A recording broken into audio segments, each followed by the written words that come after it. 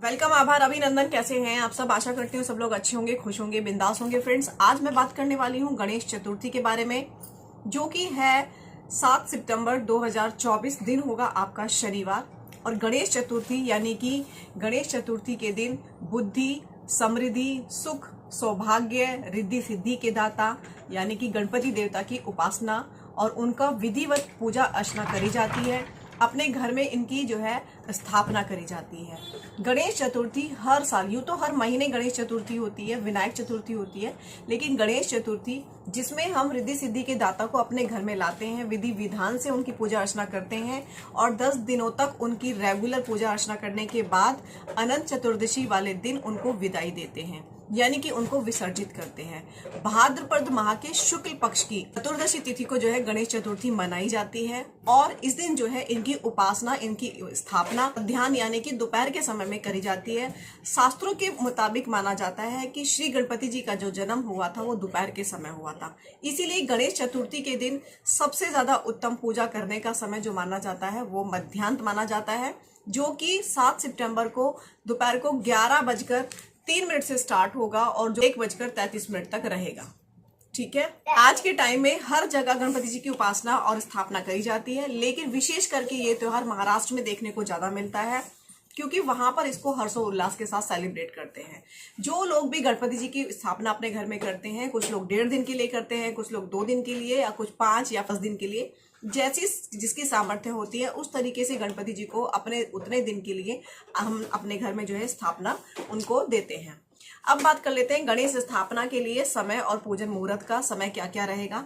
पहला तो मान्यता यही है कि गणेश जी का जो जन्म हुआ था वो मध्याह्न में हुआ था, यानी कि दोपहर के समय में हुआ था, और ये जो समय होगा सबसे ज्यादा शुभ होगा, यानी कि 11:03 से स्टार्ट होगा और 1:33 तक ये रहेगा। ये होगा मध्याह्न का समय। इस समय आप गणपति जी को अपने घर में ला सकते हैं, उनको विराजित कर सकते हैं। इसी दिन जो है आपको अभिजीत मुहूर्त, स्वार्थ सिद्धि योग और साथ में विजय मुहूर्त भी मिलने वाले हैं।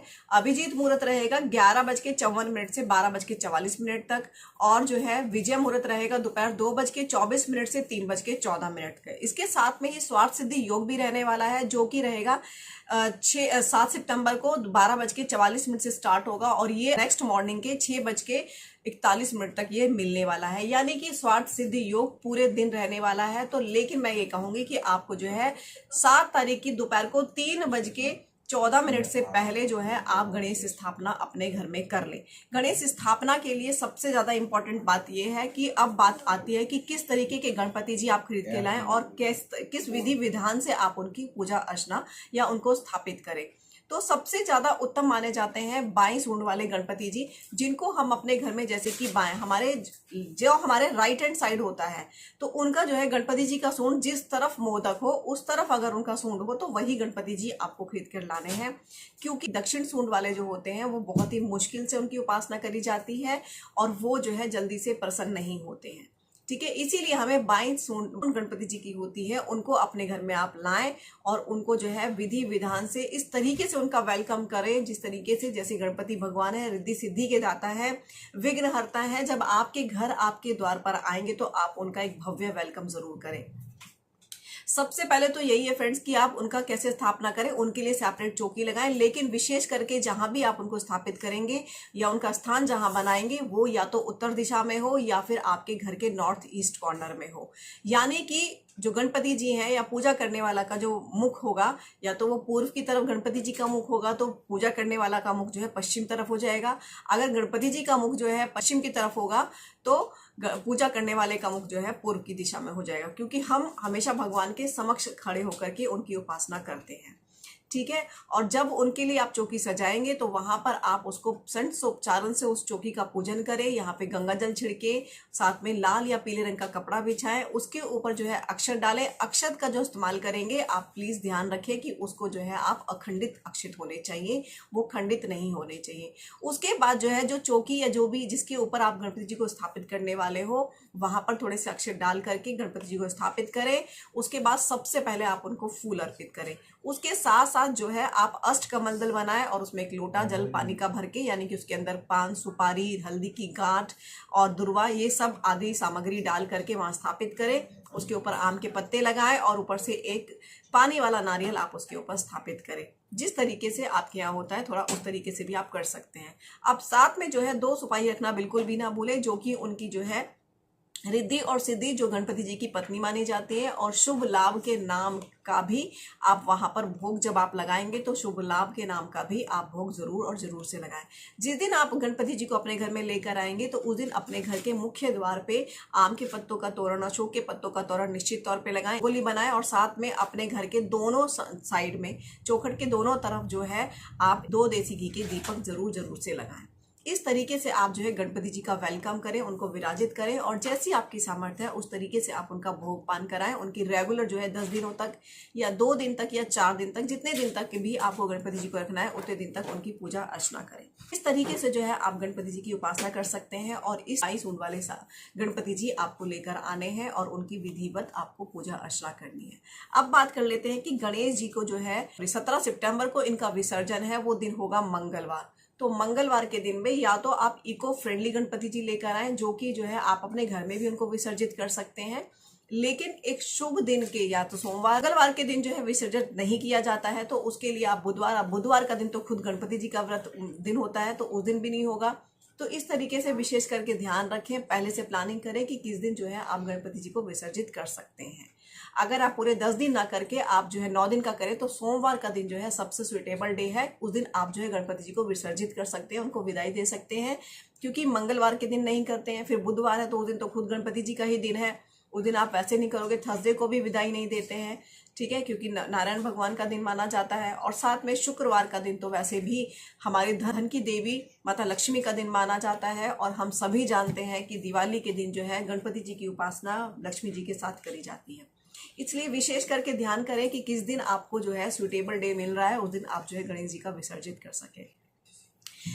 इन दौरान जो है जो भी 10 दिनों तक आप गणपति जी की उपासना पूजा करेंगे, उसमें आपको क्या क्या करना है। सबसे पहले तो गणपति जी को मोदक बहुत ज्यादा प्रिय होते हैं, दुर्वा बहुत ज्यादा प्रिय होती है, लड्डू बहुत ज्यादा प्रिय होते हैं। विशेष करके ध्यान रखना है कि जब आप गणपति जी की मूर्ति लेकर आएंगे तो उनके मूषक उसमें जरूर जरूर से होने चाहिए, ठीक है। वो जो जिसमें उनके मूषक होते हैं, हाथ में मोदक होता है, ऐसी प्रतिमा गणपति जी की बहुत ही ज्यादा शुभकर मानी जाती है। और ध्यान देना है कि उनके वस्त्र किस रंग के हैं, और उनके वस्त्र अगर पीले रंग के, लाल रंग के या फिर गुलाबी रंग के हो तो बहुत ही सुंदर उनको माना जाता है। अब इस दिन जो है आपको गणपति जी की उपासना के दौरान अथर्वशीर्ष का, जो स्टूडेंट लोग हैं जिनका कोई एग्जाम है जिसको वो क्रैक नहीं कर पा रहे हैं, कोई कॉम्पिटिटिव एग्जाम में आप बैठ रहे हैं और आप उसको क्रैक नहीं कर पा रहे हो, तो गणेश चतुर्थी वाले दिन जब आप गणेश जी को लाएंगे या नहीं भी लाएंगे तो भी जो है अथर्वशीर्ष का पाठ आप निश्चित तौर पे करें, जिससे जो है गणपति जी का आशीर्वाद आपको मिलेगा। अगर आप रेगुलर 10 डेज तक जो है अथर्वशीर्ष का पाठ करते हैं तो इससे जो है आपकी स्मरण शक्ति स्ट्रांग होती है, आपकी कंसंट्रेशन पावर बढ़ती है और गणपति जी का आशीर्वाद आपको मिलता है, जिससे कि आप अपने एग्जाम्स में बहुत अच्छा और बेटर परफॉर्म कर सकते हैं। इसके साथ साथ जो है गणपति जी को 5 लौंग और 5 इलायची का भोग रेगुलर डेज पे चढ़ाएं। उसके बाद उनको उठा करके आप चाहे तो अपने घर में इस्तेमाल कर सकते हैं, अगर नहीं पॉसिबल है तो आप उनको विसर्जित भी कर सकते हैं। जैसी आपकी कामना हो, जो भी इच्छा आप रखेंगे वही इच्छा को बोल करके वो 5 लौंग और 5 इलायची आप गणपति जी को अर्पित करें। लौंग और 5 इलायची को अर्पित करने से जो है आपकी मैरिड लाइफ में अगर कोई इश्यूज चल रहा है तो वो काफी जल्दी से रिजॉल्व हो जाएगा और हस्बैंड वाइफ की आपस में बहुत अच्छे से ट्यूनिंग हो जाएगी। अगर आपके ऊपर बहुत ज्यादा कर्जा हो गया है और आप उस कर्जे से मुक्ति प्राप्त करना चाहते हैं तो गणेश चतुर्थी के दौरान अनंत चतुर्दशी तक आपको जो है रेगुलर बेसिस पे, अगर आपने गणपति जी रखे हैं तो भी उपाय कर सकते हैं, नहीं रखे हैं तो भी आप ये उपाय कर सकते हैं। आप ये उपाय घर पर भी कर सकते हैं और मंदिर में जाकर भी कर सकते हैं। आपको रेगुलर बेसिस पे पूरे 10 डेज तक आपको चौमुखी दिया जो है गणपति जी के समक्ष जलाना है। विशेष करके ध्यान रखना है उसके अंदर जो आप घी भरेंगे वो घी जो है आपका गाय के देसी घी होना चाहिए। इससे जो है और उसके साथ जब आप ये अर्पित करेंगे, दीपक प्रज्वलित करेंगे, 4 मुखी दिया, तो गणपति जी से प्रार्थना करेंगे कि मेरे कर्जे से मुझे मुक्ति दिलाए। तो आप देखेंगे कि बहुत जल्दी आपका जो है कर्जे उतरने के रिसोर्सेज आपकी लाइफ में आ जाएंगे। ऐसे चांसेस हो जाएंगे कि आपके पास धन का आगमन बढ़ेगा, जिससे आप अपने कर्जे को निपटा पाएंगे। इसके साथ साथ ही जो है ओम गण आदिपते नमः मंत्र का जाप 108 बार करेंगे, जिससे आपके घर में सुख, सौभाग्य और समृद्धि की प्राप्ति होगी। साथ में इससे आपके घर में खुशहाली आएगी, माता लक्ष्मी का आशीर्वाद भी आपके ऊपर बनने लगेगा। इससे आपके घर की जो भी आर्थिक परेशानी जीवन में चल रही है उससे आप 101% निजात पा सकेंगे। एक्चुअली फ्रेंड्स, यूँ तो हर बुधवार को हम जो है गणपति जी की उपासना करते हैं और बुधवार का दिन जो है गणपति जी को समर्पित माना जाता है। लेकिन आपने कभी ध्यान दिया होगा कि जिस तरीके से नवदुर्गा होते हैं, सावन का माह होता है, या जिस तरीके से गणेश चतुर्थी से लेकर के अनंत चतुर्दशी तक जो है गणपति जी की उपासना करी जाती है, तो ये जो विशेष दिन होते हैं, विशेष पर्टिकुलर पूजा के लिए, विशेष पर्टिकुलर भगवान के लिए जो ये समर्पित दिन होते हैं, इन दिनों में अगर आप कोई रिचुअल करते हैं तो उसका इफेक्ट आपकी लाइफ में बहुत ही ज़्यादा, मतलब रेगुलर डे से ज़्यादा आपको देखने के लिए मिलता है। उसका लाभ भी हमें रेगुलर डे से ज़्यादा प्राप्त होता है।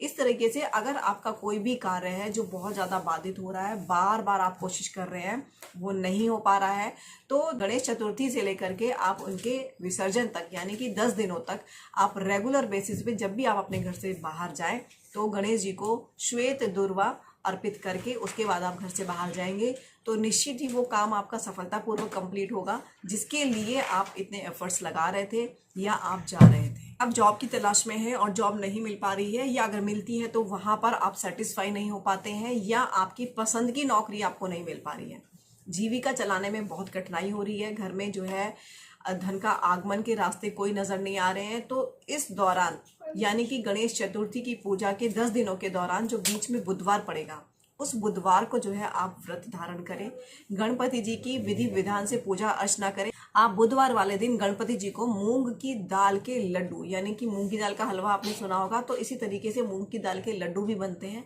वो भगवान को अर्पित करें।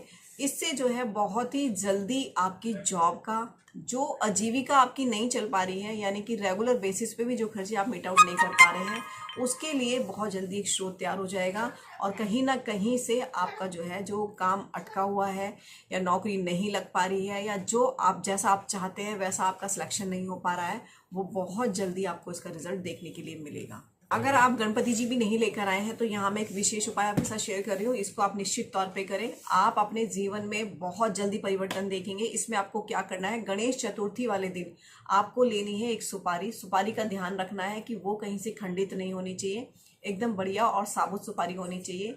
अब गणपति जी का ध्यान करते हुए उस सुपारी के ऊपर आप जो है पीले रंग का या फिर कलावा जो आपके घर में अवेलेबल हो वो आपको पूरी तरीके से लपेट लेना है, यानी कि उसको इस तरीके से लपेटना है कि सुपारी उसमें कहीं से भी नजर नहीं आए।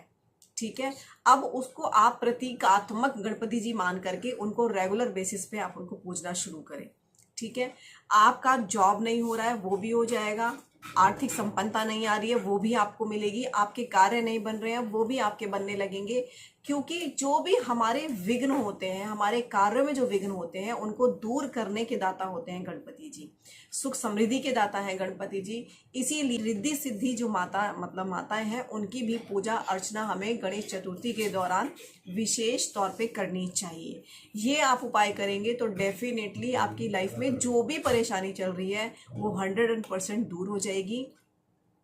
फ्रेंड्स, अगर मानो तो भगवान है, ना मानो तो पत्थर है, ये भरोसा आपका है। आप कितने फेथफुल या कितना आपको भरोसा है कि आप भगवान पर, उनकी एनर्जीज पे, उनके होने का या ना होने का आप विश्वास रखते हो। अगर आपको भरोसा है, अगर आप बिलीव करते हो, आपका बिलीव सिस्टम स्ट्रांग है, तो डेफिनेटली आप छोटा सा भी उपाय करेंगे तो वो भी आपको 100 आउट ऑफ 100 रिजल्ट आपको देगा। तो ये थी सारी संपूर्ण जानकारी गणेश चतुर्थी की। आज के लिए इतना ही friends. Do take care of yourself. Thank you, bye bye and take care. जय गणपति महाराज।